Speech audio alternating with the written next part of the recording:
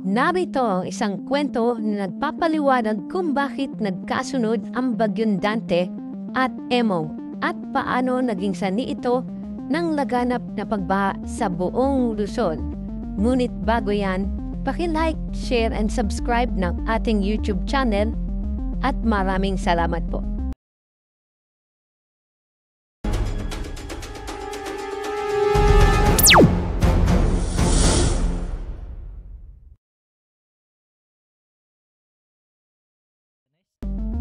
Ang kwento ng dalawang bagyong Dante at Emong noong mga nakaraang araw ay sinalubong ng ating bansa ang dalawang sunod-sunod na bagyo, sina Dante at Emong, na nagatid na matinding ulan at pagbaha sa maraming bahagi ng Luzon.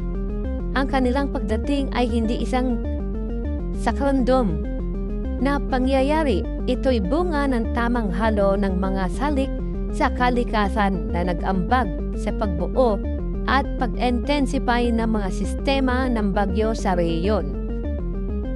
Pag-usbong ng Bagyong Dante, si Dante ay unang nabuo mula sa isang malawak na low pressure area sa Pilipinas o sa Philippine Sea. Dahil sa malakas na hanging habagat at mainit na dagat, mabilis itong nakabuo ng sistema ng ulap na nagbigay ng daan ng pagbuo ng isang tropical depression na kalaunan ay lumakas at naging isang tropikong storm. Sa kabila na kaunting pag-urong sa lakas at paggalaw, patuloy itong nagdadala ng malakas na ulan sa silangang bahagi ng bansa. Ang presensyang ito sa ating karagatan ay nagsilbing paunang babala ng paparating na bagyong susunod. Ang paglitaw ni Emong sa habang si Dante ay naglalakbay papalayo, isang bagyo o low pressure area ang nagsimulang umusbong sa hilagang bahagi naman ng Pilipinas. Dito naman nilabanan ng malamig at maitim na hangin sabay halong maagos ang mainit na singaw ng humigit na hangin mula sa dagat. Sa mga kondisyong ito, nabuo naman ang Bagyong Emong na agad namang lumakas at nagpakita ng mas malakas na hangin at intensibong ulan. Ayon sa mga ulat, umabot ang hangin ni Emong sa bilis na umabot ng higit sa 120 kph. Kaya't naging seryosong babala ito para sa mga residente sa rehiyon. Bakit nangyari ang magkasunod na pag-ulan? Ang pagsulpot ng dalawang bagyo sa magkasunod na araw ay nagdulot ng hindi inaasahang pagsasamahan ng dalawang sistema. Mayroon ilang mahalagang dahilan kung bakit nagkaroon ng ganitong sitwasyon. Kondisyon ng kadikasan. Ang mainit na temperatura ng dagat at mataas na antas ng humidity sa rehiyon ay nagbigay ng paborableng kapaligiran para sa tropical cyclogenesis. Ito ang dahilan kung bakit parehong nabuo sina Dante at Emong mula sa mga low pressure area sa Philippine Sea. Interaksyon ng dalawang sistema. Minsan kapag may dalawang bagyo na sabay na nasa loob ng Philippine Area of Responsibility, maaaring mag-interact ang kanilang hangin at umbok, isang kilalang phenomena. Ito rin ang nangyari sa Fujiwara effect, kung saan ang interaksyon ng dalawang sistema ay nakakapagpalakas at nakakapagpaikot sa kanilang paggalaw. Ito ay maaari maging dahilan na kung bakit nagkaroon ng hindi inaasahang lakas ng ulan at malawakang pagbaha, habagat at heavy rainfall.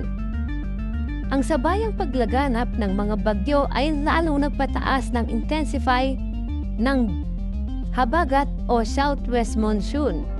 Ang habagat na kilala sa pagbibigay ng malalakas na ulan ay lalo pang nagpalakas ng presensya ng dalawang bagyo. Kaya naman halos buong Luzon ay tinamaan ng patuloy at mabibigat na pag-ulan. Ang resulta ng malawakang pagbaha sa Luzon.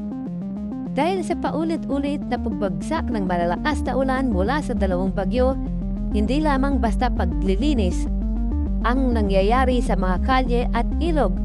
Ang kombinasyon ng extended rainfall, mataas na tide at mga natural na hadlang ng propaganda ng Luzon tulad ng mga ilog at estero na nagdulot ng pagbaha sa maraming lugar. Maraming komunidad ang nahirapang makalipat o makahanap ng ligtas na lugar. Kaya naman mabilis na nagpatupad ang mga lokal na pamahalaan at ahensya ng mga hakbang para sa mga evacuation at relief. Isang paalala mula sa kalikasan. Ang kaganapang ito ay paalala na ang kalikasan ay laging may mga sabayang sadik na pwedeng magdulot ng malalakas na pag-ulan at pagbaha. Sa kasalukuyang panahon ng pagbabago ng klima, mas maraming pagkakataon na magkakaisa ang mga natural na puwersa tulad ng sabayang pagbuo ng bagyo at pag-igting ng mahabagat. Dahil dito, mahalagang maging handa ang bawat isa sa ating mga komunidad sa pagbibigay pansin sa mga alerto ng pag-asa at pagsunod sa mga utos ng ating mga lokal na otoridad. Sa kabuuan, ang pagkakasunod ng Bagyong Dante at Emong ay hindi simpleng pagkakataon lamang. Ito ay resulta ng pagkakaroon ng paborableng kondisyon para sa pagbuo ng bagyo, sabayang pag-igting ng mga sistema ng low pressure at ang interaksyon ng mga ito na nagpatindi sa malalakas na pag-ulan. Ang karanasan ito ay isang mahalagang paalala sa atin tungkol sa kahalagahan ng kandaan at ang patuloy na pag-aaral sa mga pagbabago sa ating klima. May mga pagkulang at pagkakamali rin na maaaring masabing naganap sa panig naman ng mga namumuno. Noon at ngayon, pagdating sa paghahanda at pagtugon at pag-iwas sa pinsala, dulot ng mga bagyong tulad ng Dante at Emong. Narito ang ilang puntos na maaaring itinuring ng pagkukulang o pagkakamali ng nakaraang gobyerno at ang kasalukuyan.